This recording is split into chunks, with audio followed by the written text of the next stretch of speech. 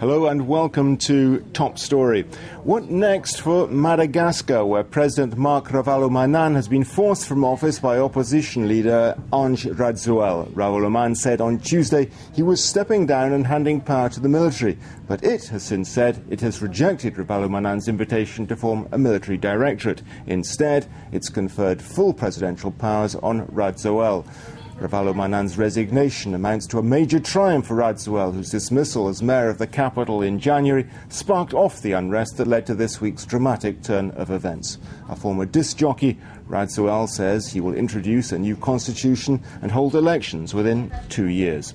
Well, joining me to discuss the outlook for Madagascar is Douglas Yates, who is a professor of political science at the American University of Paris and the American Graduate School of International Relations and Diplomacy. Thanks very much for being on the programme.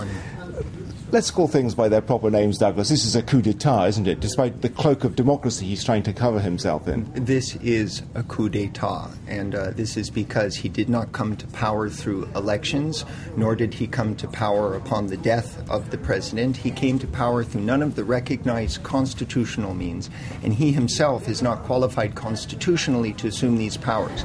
The only explanation in pure political terms is that over the weekend, the army showed its hand and shifted the balance of power. It's the army, effectively, that's decided the outcome of this struggle. It did. Well, it shifted the balance of power. I still believe that the army is not interested in creating military rule, but what they have created, despite that, is what's called a regime of exception.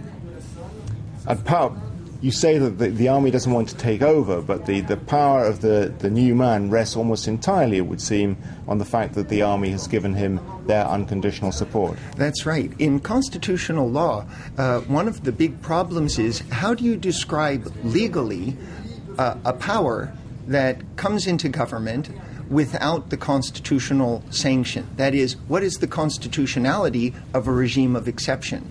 This kind of system right now is still living with the past constitution. So, for example, there's a Jesuitical kind of reasoning saying, well, he was given power by the army and the army was given power by the president, but none of this is good constitutional reasoning.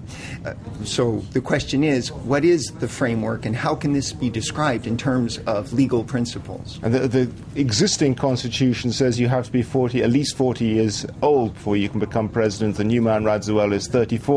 How is he going to wriggle around that one? Well, Cyril Vanier, the France 24 reporter, actually repeated the constitutional theory of the disc jockey and his military advisors. And according to them, the Constitution only says a man who is elected has to meet that age limit. And since he's not been elected, he doesn't have to meet the age limit. I laughed when I heard this because there's a basic rule, a canon of statutory construction that says that with the expression of one thing forbids another. And here the Constitution is very clear. You have to come to power through elections. The Constitution doesn't have to make precise all of the other ways that you're forbidden from coming to power. But here, they shouldn't rely on trying to construe the meaning of the words within the old system, because here is a man who's come to power through coup d'etat. And so the theoretician for this is the German jurist Carl Schmitt, whose famous book, The Concept of the Political, starts with these lines. Sovereign is he who decides the exception. The idea here is that he who comes to power, not to save the Constitution but to change it, creates a state of exception where he is free from all legal restraints. Of course, Carl Schmitt is the Nazi jurist, the man who legitimized the rise of Adolf Hitler, but that's the best comparison constitutionally to what's just happened. Okay, what next, though, for Madagascar? We've had 3 months of instability, over 100 people killed. Are we now going to see a period of stability, or is there a risk still of civil war? There's no indication that the supporters of the former president are going to take to the streets. If they could have, they would have. So in the sense that the problem of the moment was political unrest in the capital, this is a political solution. But the problems of Madagascar are greater than the political crisis. Madagascar is right now suffering through illiteracy, poverty, seasonal typhoons, and what's going to be declining growth, declining foreign investment. And although the new president, auto-proclaimed president, the man who says, "Call me president," has declared he'd like to fight poverty, it's not clear that there's any other economic approach than the one that his predecessor was following that can do that. That is an approach that taps into globalization, to world trade, attracting foreign direct investments and attempting to export things.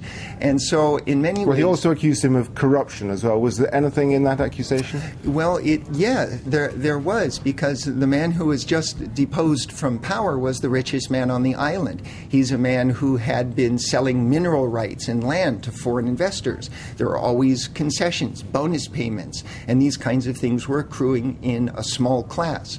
But theoretically, what happens when any very poor country begins to develop, there's something called the inverted U curve. Imagine a U that's turned upside down. At the beginning, when growth occurs, inequality increases. And then when it reaches middle income status, only then does inequality start to decrease. And so what's happened with growth over the last 8 years is that it's produced greater inequality.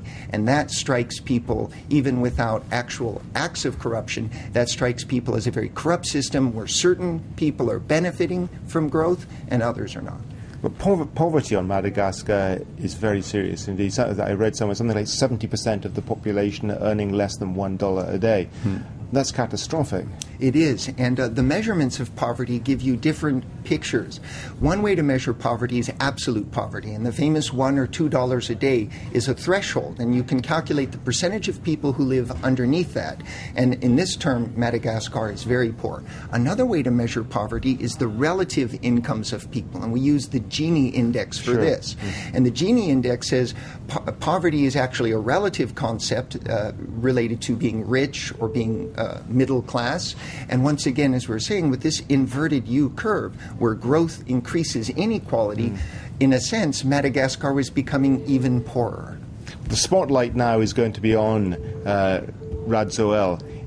Is he going to be able to take it, do you think? Does he have the team around him that are going to be able to help him guide Madagascar through what's clearly going to be a very tough period? I can't help but think that he is going to find himself in a position of coming to power extra-constitutionally and leaving power extra-constitutionally.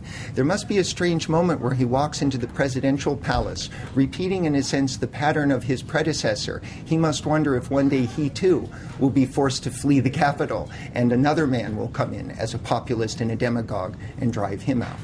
What does this say about the prospects for good governance in Africa? This has been criticised by the African Union already. Conditions getting worse throughout Africa. Are we going to see more of this sort of thing? Yeah, well, good governance is a concept that tries to compensate for the weakness of government. That is, where you have a weak state, a state that's unable to fulfill the basic roles of the state, then governance means bringing in civil society, bringing in outside aid donors, bringing in outside advisors. And good governance is therefore possible here in Madagascar only with the help of the international community.